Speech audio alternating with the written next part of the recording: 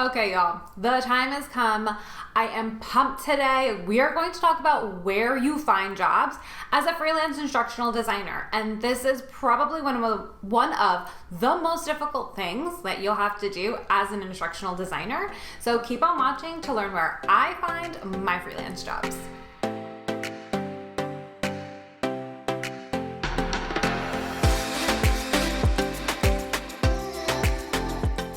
Friends, my name is Vanessa Alzate. I'm the CEO of Anchor Training, and I help instructional designers get off of the sidelines and get into the L&D game. And like I mentioned in my video earlier, we're going to talk about where I find a job.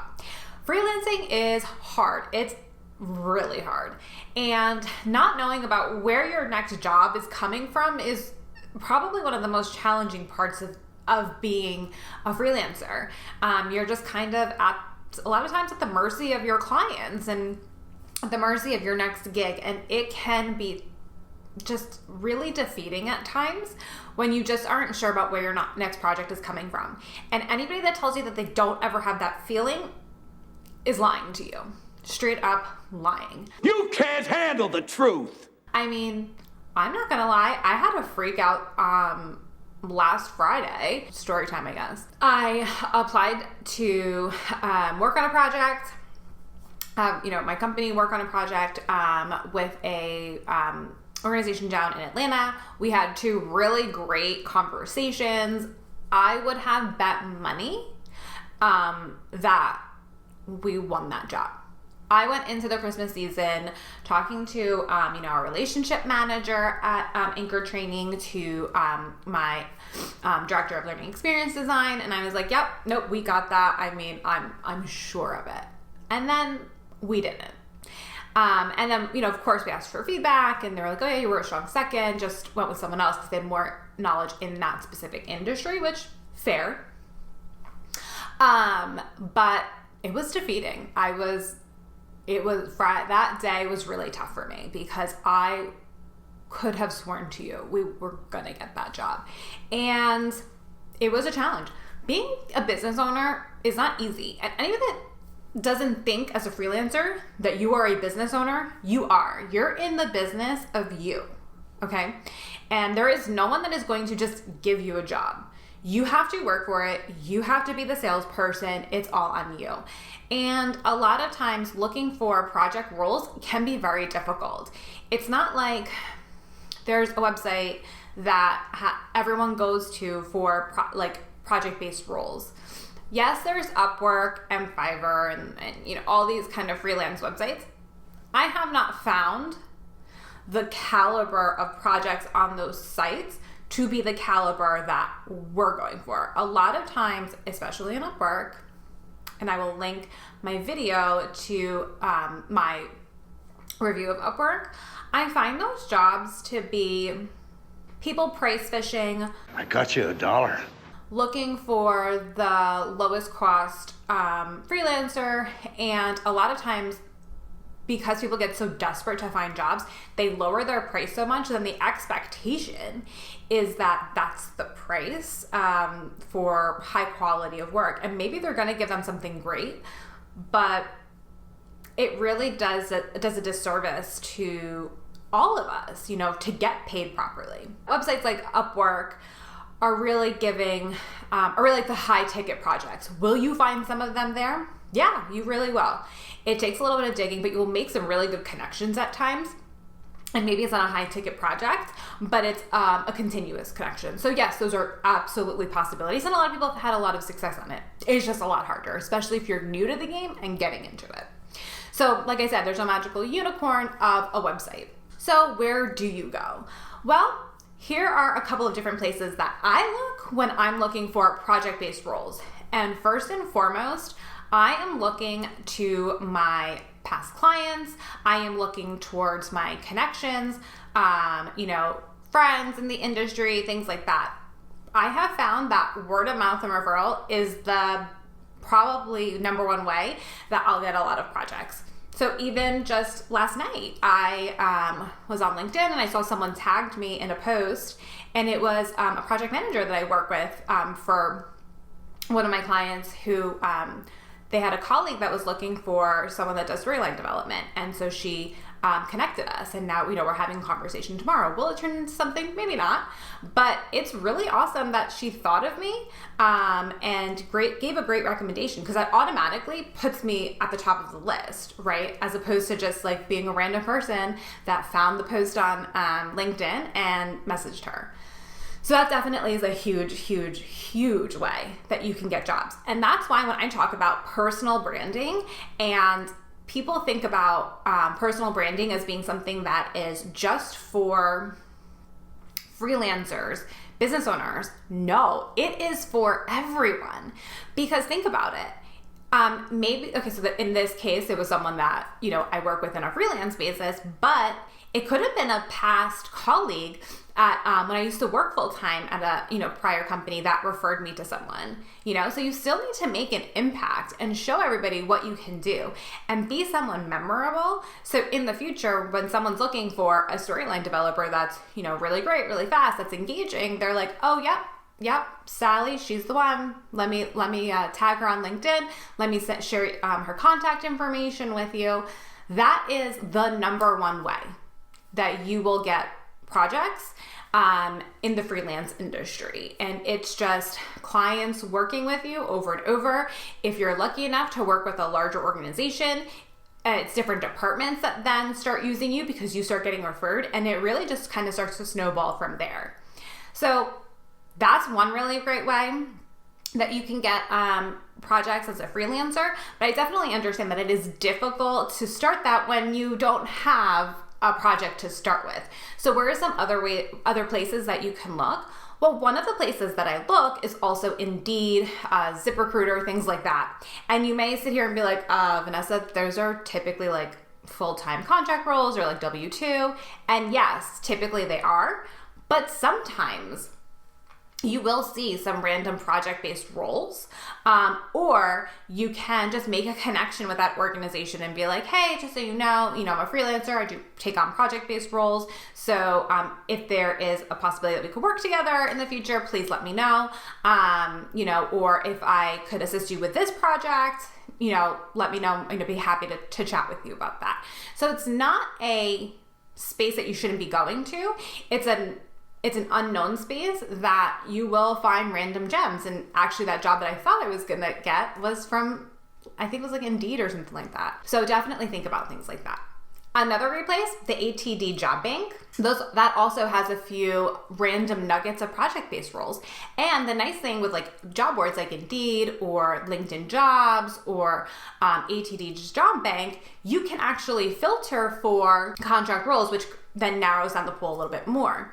Another place that does that is the Learning Guild's website, and they have a job bank where you can select, contractor, independent consultant, and people will post their jobs on the Learning Guild's job bank that fit those criteria. There's not a ton of them, but there are some. So I would not discount it as a place to check, maybe like once a week, a couple times a week, just to always be on your toes and be one of the first ones. Speaking of those job boards, the Articulate Job Bank on their community page is just a nugget of a ton of jobs that come up. And, sometimes it'll ebb and flow. Like some weeks there'll be more, some weeks there'll be less. It just kind of depends on the time of year and what's going on. But you can find a lot of project-based roles just from there to help you get started in your freelancing journey. So another place that you can look, kind of similar to job boards, are some communities of instructional designers and e-learning developers and just people in the learning and development community. So like for example, I'm a member of the Training, Learning and Development Community, or TLDC as it's well known. I'm also a member of the Online Network of Independent Learning Professionals, or ONLIP. That's also very active on, both of those are active on Slack, and they both have job boards. So a lot of times when someone is approached about a project and they can't take it on, or it's just not a good fit for them, they will pass it along to these job boards and or to these online communities into their job channels on Slack. So it's definitely a place that is a good idea for you to go to find some of these project-based roles. But even beyond that, it's a really great place to connect with other instructional designers and freelancers and e-learning developers or just people in the field that can really understand what you're going through, because instructional design is very hard for a lot of people to understand. It's very hard for them to really wrap their head around what exactly instructional design or e-learning development is. And so when there's times that you want to like ask a question or you want to just like vent or just have a meetup, those are the groups that, you go to because, they're your people. So definitely recommend checking out TLDC on LIP, and I will link both of those down below. So one place that you may not be thinking about looking, besides the obvious on LinkedIn being the job board, is just the general posts.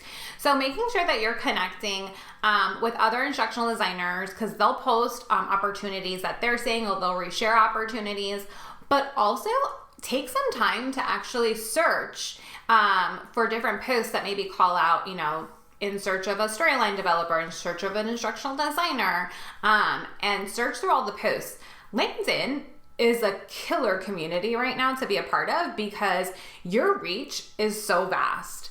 The algorithm just hasn't caught up to be like Facebook or Instagram, or it's really focused and you don't really have as much like organic reach.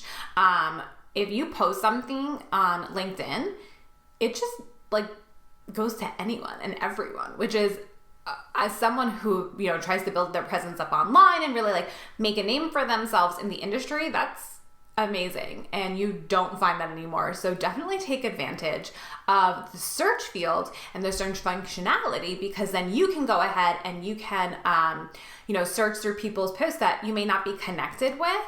And you could find some really great opportunities. Another thing that I actually put in there as, a search term is, training RFP. So RFP stands for request for proposal.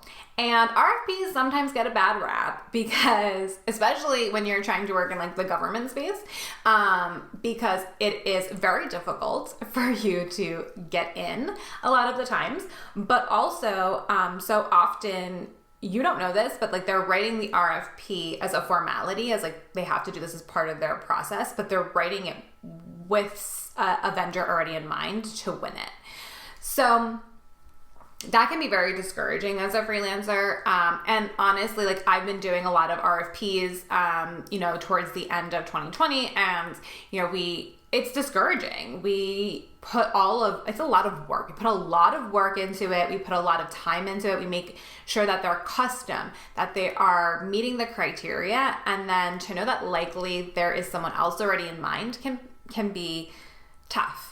But that doesn't mean that I'm gonna stop applying for these RFPs. It just means that I need to work a little bit harder. That, I just need to start chipping away, being more selective about the RFPs that I apply to, and work on some of my credentialing. And I think that there is a place for RFPs to be very lucrative, because if you can get one, you're in, right? You're like in that space. A lot of times there are options for renewal, and it becomes like more of a long term contract, which is really nice as a freelancer.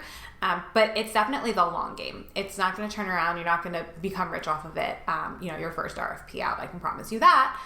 But sometimes these training RFPs that I see on LinkedIn are not exactly built in that same way. It's just kind of the term that company is using. And whereas a lot of RFP websites are typically more geared towards government and higher education, by looking it up in LinkedIn, it's a little bit more broad. You can get some corporate RFPs and things like that are a little bit more attainable than maybe working in like the government space and things like that. So I definitely recommend just trying it out and seeing what's out there. It doesn't hurt. It's just an extra search term. And I also limit my scope of search, so you can filter by date posted. So I try to just keep things like within the last week, within the last 24 hours, things like that, just because I don't want to search, because like I'm telling you, LinkedIn's algorithm is insane. You can search like down to years back. So make sure you limit that scope so you are one of the first that are applying to some of these opportunities and these RFPs. And a lot of times when you post on LinkedIn, those opportunities go quick. So I definitely recommend having it be something that you are like searching, like maybe towards the end of the day or in the middle of the day, but just doing it, getting in the habit of doing it pretty often, because that's a really great wealth of opportunity that are more project-based as opposed to contract to full-time or a W-2 or something like that. The other area that I think is a really great place for you to get started looking for project-based freelance jobs is through an agency. So agencies like mine, where we have a ton of projects and we look for instructional designers, e-learning developers. Instead of having like one person be everything, and there are some times that we have projects that we do that, we always look to put a team together. We look to put experts together in in-group training. And I understand that instructional design, it's a lot of times you're being asked to do all the things. You're asked to be an instructional designer. You're asked to be an e-learning developer. You're asked to be a graphic designer. You're asked to be, a project manager. You're asked to be an LMS administrator, help desk even. And that is a lot for one person, and you're not going to be the expert at every single thing. Sorry, newsflash, you're not. But what we like to do is we like to build a team of experts so that we go to our clients and we're able to provide expertise. We're able to provide best-in-class service and best-in-class products because we're not relying on that one person to have expertise and time for everything. People get drained when they're bogged down by so many pieces of the puzzle that if you can help them by putting them where they shine, they're happier, they produce better content, they produce better quality, and that frees them up to do more work to bring in more projects. Like, it just makes the most sense. And so I definitely recommend linking up with agencies because so many times they take this same model and they will put you on a project where you are just the developer, or they put you on the project where you're just writing the storyboard, or they put you on the project where you're just an instructional designer. Like, you get to do all these little pieces. Or if you're brand new, ask to QC. Ask to, run through the modules so you can learn what their style is, what type of quality that they're looking for. I'm always looking for QC resources, people that don't know the material so they can give me feedback as to whether or not it's a little too high level, all of those types of things. You can find a position. It's just a matter of going to these agencies, submitting your resume, submitting your portfolio, and, letting them know, hey, I really want to just, get my feet wet in the industry, help any way that I can, and I'm open to being part of a team and working as part of a team in order to do that. And if you can get gigs with a few different agencies, you're just constantly getting projects. And the nice thing about that is they're actually the ones that are looking for the jobs. They're then feeding them to you. So you're not doing a ton of sales, and you're not doing a ton of proposals, and you're not doing a ton of searching. They're doing all of that for you. So as an up-and-coming freelancer, or one that maybe doesn't love the sales process and prefers just to do the work, that's a really great place to start or to be in order to grow. And if you prove yourself, if you work hard, you provide really great products, you will make a name for yourself in that agency, and they'll keep top of mind whenever the next project comes, and you'll be turning down other projects. So definitely don't discount working with an agency, especially in the beginning. And finally, don't hold back on social media. I am telling you again, LinkedIn is a game changer. I ignored it for far too long because I was way too busy, but it has opened my ability to connect with so many people in this industry, to connect with my potential customers, and just to show up more on social media, and it's such a compliment when people think of me, or, when I'm tagged by a colleague as someone that, inspires them. Like, it's a great place to be. It's a place to show your expertise, a place to market yourself, your services. Even if you're just open for work, right? You're open to receiving work. you can add that badge on LinkedIn to your profile, and then people will see, recruiters will see, yep, she's looking for a position or he's looking for a position. I'm going to reach out to them. Put your portfolio, a link to it onto your LinkedIn. All of these little things really help. And so I'm not sure if you saw my social media post. If you did not, make sure you go to my bio down below or to my description down below and you follow me on Instagram at Vanessa Anchored, because I helped one of my coaching clients get a job and be seen by a recruiter through the changes that we made together to her LinkedIn and to her resume. So make sure you follow me on Instagram so you can check that out. And if you do want to hear more about my tips for LinkedIn and your resume, leave a comment down below or give this video a thumbs up. Okay, friends, are you unsure of what to do next to get into the learning and development field? Well, don't worry, I got you. Click the link down below in order to get my free 6-step blueprint, which also includes a link to my coaching program so we can work together to actually achieve results. Thank you so much for watching, and I will see you in my next video. Bye.